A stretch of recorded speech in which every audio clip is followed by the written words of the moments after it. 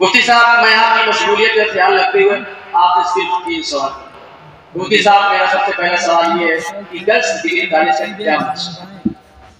نحمدہ و نصلی علی رسولہ الکریم اما بعد. حالات کے پیش نظر گرلس ڈگری کالج کی بنیاد رکھی گئی، جو دراصل حضرت والا رحمۃ اللہ علیہ کی سوچ تھی اور فکر تھی، اور حضرت رحمۃ اللہ علیہ کی توجہ رہی جو بڑی جلدی اس پر کام شروع ہوا. زمین کی خریداری بھی ہوئی اور حادثات روزانہ کے یہ بتا رہے ہیں کہ اس کام میں جلدی کرنے کی ضرورت ہے. لوگ بات سمجھتے نہیں، طرح طرح کے سوالات کر دیتے ہیں، جیسے کہ یہی بات کہہ دیتے ہیں کہ بیت العلوم میں اب عصری تعلیم زیادہ ہو رہی. حالانکہ یہ ضرورت ہے. بیت العلوم ایک سوچ کا نام ہے، ایک فکر کا نام ہے. قوم کو جب جس چیز کی ضرورت ہوگی بیت العلوم اس چیز کو مہیا کرنے کی کوشش کرے گا. تو آج اس کی سخت ضرورت ہے. بچیاں ہماری پڑھائی کے نام پر جگہ جگہ گویا کہ ٹھگی جا رہی ہیں، ان کی عزت تار کی جا رہی ہے. گھر والے اس خوش فہمی میں ہے کہ بچی پڑھ رہی، ہماری ڈگری حاصل کر رہی، لیکن اس کی عصمت و عفت سے کھلواڑ کیا جا رہا ہے. اس لیے ڈگری کالج کی بنیاد رکھی گئی. جی مفتی صاحب میرا دوسرا سوال مدارس و مکاتب قوم ملت کی اساسی ضرورت ہے. بہتر یہ ہے کہ ہر گاؤں اپنے مکتب کے لیے خبیر ہوتا کہ ہر گھر کا ہر بچہ اور بچی صحیح قرآن پڑھنے والا اور بنیادی عقائد و مسائل کا جاننے والا ہو.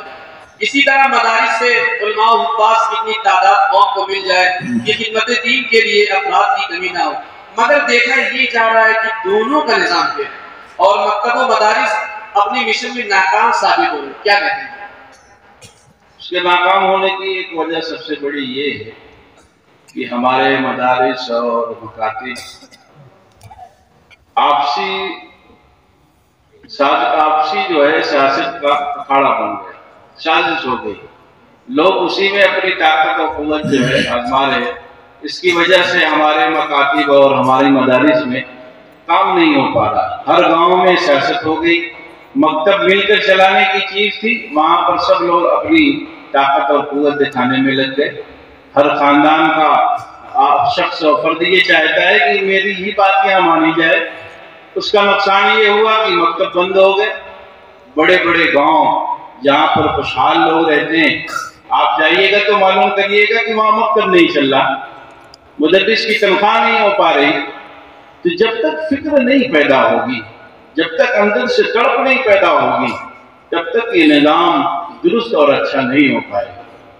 اس لیے یہ بات میں بار بار کہتے رہتا ہوں، بھائی ہر کسی کے کام کرنے کی ضرورت ہے.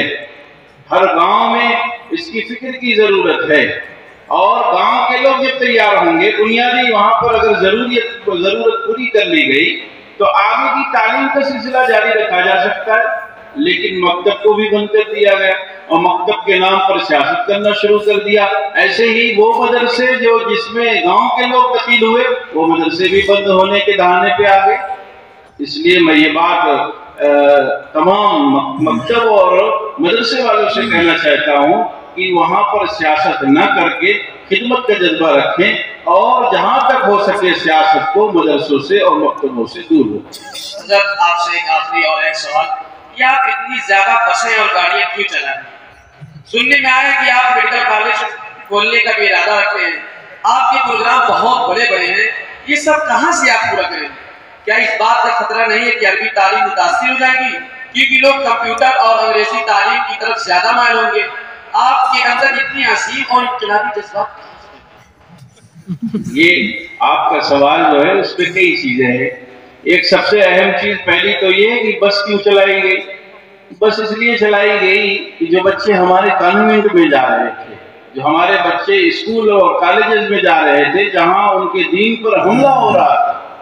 مجھے یاد ہے حضرت والا رحمۃ اللہ علیہ کے زمانے کی بات ہے، کچھ لوگ آئے تھے حضرت والا رحمۃ اللہ علیہ سے ملنے کے لیے. انہوں نے واقعہ سنایا کہ حضرت فلاں گاؤں میں ایسا واقعہ پیش آ گیا کہ وہاں پر مسلمان بچے سواری کے نہ ہونے کی وجہ سے کانوینٹ اسکول میں جا رہے اور وہاں پر ان کے دین پر حملہ کیا جا رہا، انہیں بتایا جا رہا کہ ابھی تم فلاں چیز کا نعرہ لگاؤ، فلاں بات کہو تو تم کو ٹافی دی جائے گی، اوپر سے ٹافی پھینکی جائے گی۔ وہ بچہ پھر اس چیز کا نام لیتا ہے اور اس کے اوپر سے پھر ٹافی گرائی جاتی ہے، جس سے اس کے ایمان کو متزلزل کیا جا رہا۔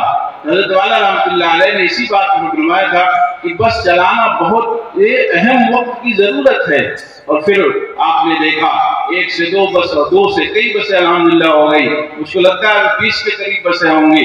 میرا تو ارادہ ہے کہ جلدی وہ 50 بس ہو جائے، تاکہ جو اور کانوینٹ جو غلط بات بتا کر تعلیم کے نام پر ہمارے اپنے لوگوں کو ٹھگ رہے ہیں، ان کے سامنے ہم اچھا بدل پیش کریں۔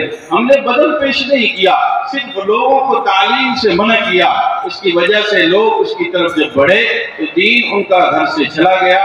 اس لیے پہلے بدل پیش کرنا ہے، لوگوں کو ان کو ایسی چیزیں پیش کرنی ہے کہ تعلیم کا سلسلہ ان کا جاری رہے۔ اسی لیے ہمارے ہاں مکتب میں باقاعدہ بسیں چلائی گئی اور اس سے بچوں کو گاؤں گاؤں سے لایا گیا اور ان کو عصری تعلیم بھی دی گئی اور دینی تعلیم بھی دی گئی۔ دوسری بات آپ نے یہ پوچھی کہ میڈیکل کالج کھولنا ہے آپ کو، اور یہ باتیں سوچتے کہاں سے۔ تیسری بات آپ نے کہا کہ دینی تربیت پہ تو نہیں فرق پڑ جائے گا۔ میں نے پہلے ہی ایک بات کہی ہے کہ بیت العلوم ایک سوچ کا نام ہے، ایک فکر کا نام ہے۔ جیسی ضرورت ہوگی ان چیزوں کو مہیا کرنے کی بیت العلوم کوشش کرے گا۔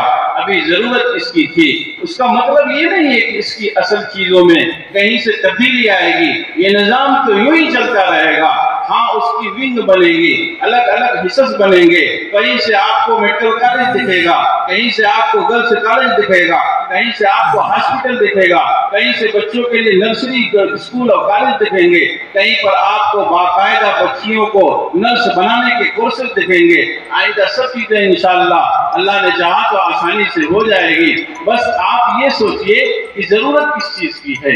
ابھی ضرورت جو لوگ تعلیم کے نام سے دور، لوگوں کو دین سے دور کر رہے ہیں، اس کی ضرورت یہی ہے کہ لوگوں کو اچھا بدل پیش کیا جائے۔ جی صاحب، میں معذرت کے ساتھ آپ سے ایک اور سوال کرنا چاہتا ہوں۔ مجھے بہت شرم آتی ہے کہ آپ سے دینی سوال کرواتے ہوئے چلے صاحب، آپ کے آنے سے پہلے ہمارے شو میں ایک بہار سے ایک صاحب آئے ہوئے تھے، وہ آپ کے بہت بڑے فین معلوم ہوئے۔ انہوں نے کہا کہ میں مفتی صاحب کو بڑے بڑے موبائل میں دیکھا ہوں، ان سے ملنا چاہتا ہوں۔ تو پھر وہ آپ کے مدرسے کے ترجمان ہمارے شو میں بیٹھے ہوئے تھے، ان سے بات نہیں کہ پڑھنا چاہتے ہیں کیا کریں۔ میں نے موقع پر کہا کہ مفتی صاحب ابھی آ رہے ہیں، وہ ان کا سوال یہ تھا کہ آپ تعلیم بالغان کے بارے میں کیا سوچتے ہیں؟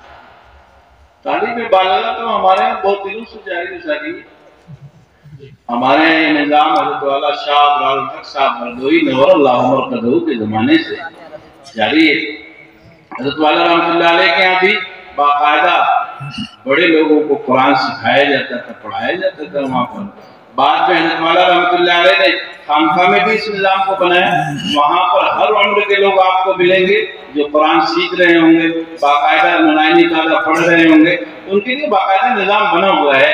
اب پھر آپ سے ملاقات ہوگی تو بتا دیجئے گا ان کو کہ وہ خانقاہ پھول تشریف لے آئے، ان کے لیے تمام جو انتظامات وہاں پر ہے، تعلیم کے ساتھ تربیت بھی ہوگی، رہنے سہنے کا انتظام بھی ہے، کھانے پینے کے لیے سب طرح کی سہولت بھی ہے۔ یہ پیغام آپ آئندہ ان کو پہنچا دیجیے۔ جی صاحب، آپ کا بہت بہت شکریہ۔ تو ناظرین، اسی کے ساتھ ہمارا یہ آج کا لائیو شو اپنے اختتام کو پہنچا۔ آئندہ سال ماہ رجب میں انشاءاللہ تعالی پھر ملیں گے، تب تک کے لیے خدا حافظ۔ آپ کا خادم مرزا سہیب آسمی۔